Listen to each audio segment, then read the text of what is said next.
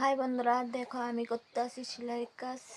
এই দেখো বিকাল হয়ে গেছে, সন্ধ্যা ঘুমাইছে। আর বাবাকে একটা ধমকি দিয়েছি, কুচি একটু হাঁটাচলা করতো, একটু ব্যায়াম ট্যাম করে দিয়েছিলাম। এখন কুচি একটু হাঁটাচলা করতো, বাস ধীরে ধীরে। এই দেখো কেমন হাঁটো,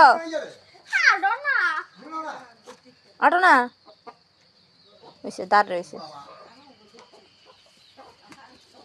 এ তুই ধর, তুই ধর, তুই ধর, তুই ধর, তুই ধরে হাঁটা হাঁটা কর। তুই ধরস না। দেখেছো আমি কেন বিজি থাকি আর গান শুনতে শুনতে।